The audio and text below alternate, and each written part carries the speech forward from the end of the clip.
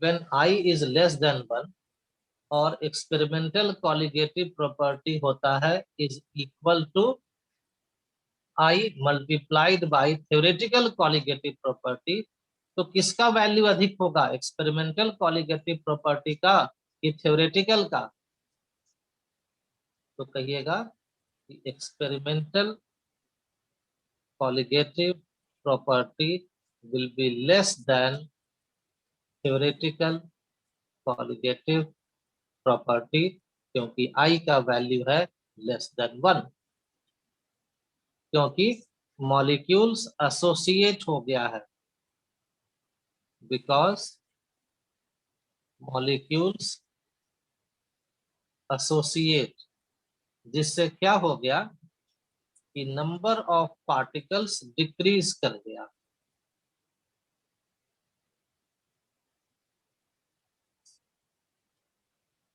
Decreases in solution.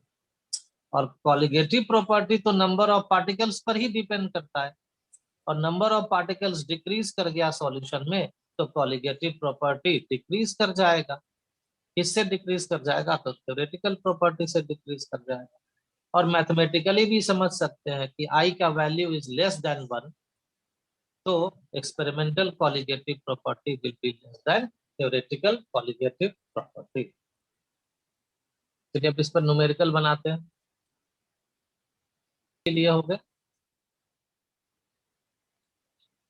3.9 gram of benzoic acid है, 3.9 ग्राम है, तो W सॉल्यूट हो गया 3.9 ग्राम। 49 ग्राम ऑफ बेंजीन है, तो वेट ऑफ सॉल्वेंट हो गया 49, lowers it's freezing point by 1.62, तो डेल्टा TF दिया हुआ है 1.62 केल्विन। कैलकुलेट I निकालना है और KF है 4.9। I निकालना है तो आप अप्लाई कीजिए, delta TF equal to I into KF into M। Molality molality होता है W solute by molar mass of solute into 1000 by weight of solvent. इस तरह से डेल्टा TF का वैल्यू हम लोगों के पास है ना 1.62 रखिए, I रखिए, KF को रख दीजिए, KF यहाँ पर है 4.9, W सॉल्यूट रखिए 3.9, molar mass of solute benzoic acid का क्वेश्चन में दिया हुआ है, कहीं पर लिखा हुआ है, यहाँ लिखा हुआ है 122, तो रख दीजिए 122। ठीक है, कुछ लोगों का आंसर भी आया है, देख लेते हैं। 1000 बाई वेट ऑफ सॉल्वेंट है 49, इसी को सॉल्व कीजिएगा तो I आपको मिल जाएगा। क्या हो जाएगा I? 122 into 49 into 1.62 whole divided by 4.9 into 3.9 into 1000। जब एक बार चेक कर लेते हैं, कुछ लोगों का आंसर आया है अभी।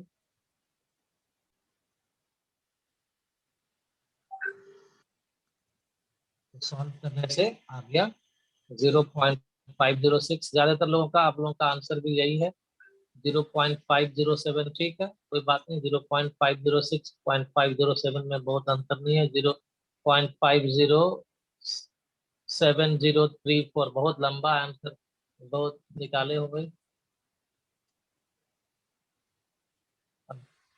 अनुभव प्रियदर्शी, ठीक है, सब लोगों का सही है। चलो दूसरा क्वेश्चन बनाते हैं। एसिटिक एसिड दिया गया है और ये भी कह दिया गया है कि एसिटिक एसिड डाइमेराइज कर रहा है बेंजीन में, और डाइमेराइज हो रहा है इस तरह से। तो जब डाइमेराइज हो रहा है तो हम लोग जानते हैं for dimers I equal to 1 minus alpha by 2। इसके बाद जो जो वैल्यूज है उसको भी लिख दीजिए। 6 ग्राम ऑफ एसिटिक एसिड, तो W सॉल्यूट ये हो गया 6 ग्राम। 100 ग्राम ऑफ बेंजीन में डिसॉल्व किया तो W सॉल्वेंट ये हो गया 100। The depression in freezing point यानी कि डेल्टा TF ये मिल गया कितना 3 केल्विन। KF दिया हुआ है 5। एसिटिक एसिड का मोलर मास होता है, निकाल लीजिए 60 होता है, मिल जाएगा। अल्फा निकालना है। अल्फा निकालना है तो जैसे पिछले क्लास में सीखे थे ना डिसोसिएशन में कि अल्फा निकालना होता है तो पहले आई निकालते हैं, ये आई निकालते हैं पहले। अभी जो लास्ट क्वेश्चन आप बनाए थे वो आई निकालने का था, और अब इसमें अल्फा निकालना है। तो अब ये दो स्टेप का क्वेश्चन हो गया, पहले आई निकालेंगे और फिर उस आई के हेल्प से अल्फा निकालेंगे, और उस अल्फा में 100 से मल्टीप्लाई कर देंगे तो परसेंटेज एसोसिएशन मिल जाएगा।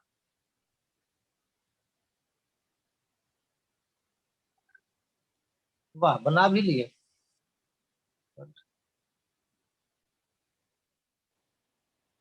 ऑब्जेक्टिव टाइप ऑफ क्वेश्चन है ये। एक और आंसर आया,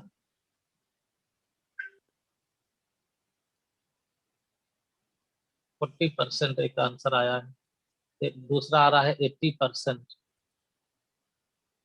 अंकित कुमार भी आया है 80%। तो 40% कैसे आ गया पहले? दो लोगों का 80%। चलो अब चेक कर लेते हैं एक बार।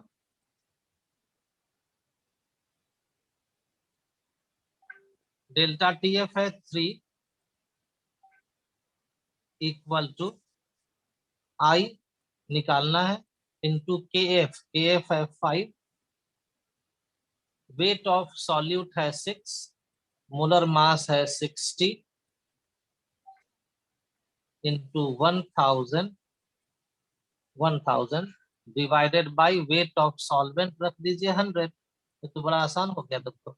इसीलिए बोल रहे थे कि क्वेश्चन सिर्फ देखने में बड़ा है, देखो कैलकुलेशन तो बड़ा छोटा हो गया। 6 और 6 भी कैंसिल हो गया, तो I इक्वल टू आ गया 3/5, that is 0.6, and I equal to 1 minus alpha by 2. Therefore, alpha by 2 equal to 1 minus I, 1 minus I, और alpha by 2 equal to 1 minus 0.6, that is 0.4। ये अल्फा बाई 2 है, इसीलिए कुछ लोग 40% कर दिए। ये अल्फा बाई 2 है, देयरफॉर अल्फा ले लीजिएगा ना। 0.4 into 2 equal to 0.8, and percentage association बहुत अच्छा, सब लोग, बहुत से लोगों का आंसर सही है। 0.8 into 100, that is 80%। वाह, बहुत अच्छा।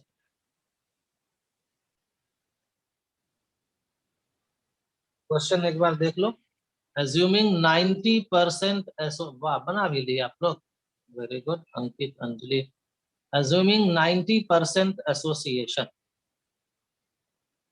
तो परसेंटेज एसोसिएशन है 90%, विच इज इक्वल टू होता है 100 अल्फा।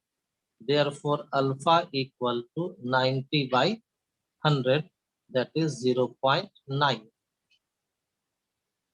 तो अल्फा मिला, और ये बेंजोइक एसिड भी डाइमर बनाता है, तो बेंजोइक एसिड फॉर्म्स डाइमर।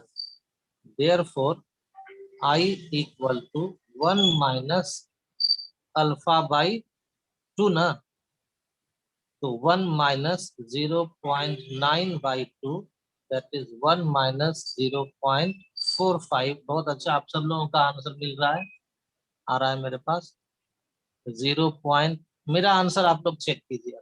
आप लोग तो अपना आंसर बहुत बार चेक करवाए हैं, मेरा आंसर चेक करके बताइए तो मेरा जो तरीका है वो सही बन रहा है कि नहीं बन रहा। तो आई निकाल लिए, ठीक निकला ना आई? परसेंटेज एसोसिएशन 90 है ना, तो परसेंटेज एसोसिएशन 100 अल्फा होता ही है, तो 90 इक्वल टू 100 अल्फा, तो अल्फा इक्वल टू 90/100, तो 0.9 आ गया। और जब अल्फा आ गया तो फिर ये काम कर लिए कि बेंजोइक एसिड याद रखते हैं ना कि डाइमर बनाता है, तो डाइमर बनाता है तो आई इक्वल टू 1 - अल्फा/2, तो आई इक्वल टू 1 - 0.9/2, सही बन रहा है सब। तो ये हो गया ठीक, यहाँ तक सही है। आगे क्या करना है हम लोगों को? Find depression in freezing point, यानी कि डेल्टा टीएफ निकालना है। तो फॉर्मूला भी लिख के बनाए कि ऐसे ही बना दें? टीएफ इंटू, चलो फॉर्मूला भी लिख देते हैं। मेरा आंसर आप लोग चेक कीजिएगा ना, नंबर भी तो दीजिएगा। W solute by molar mass of solute into 1000 by weight of solvent. Step marking कीजिएगा इसमें। तो आई का वैल्यू रख देना 0.55 इंटू के एफ का वैल्यू 5 दिया हुआ है, यहाँ से रख देते हैं, इंटू वेट ऑफ सॉल्यूट हम लोगों को कितना मिला है, 12.2 ग्राम। तो 12.2 by 122 into 1000 by weight of solvent भी दिया हुआ है क्या, यहाँ दिया हुआ है 100 ग्राम, तो यहाँ रख देते हैं 100।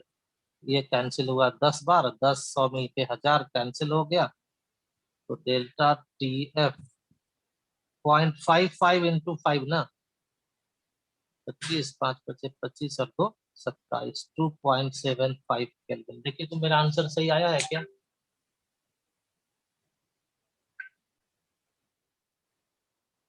क्वेश्चन रिकॉर्ड नहीं हो पाया था, कोई बात नहीं, अभी हम इतना डाल दिए हैं तो ये आ गया होगा।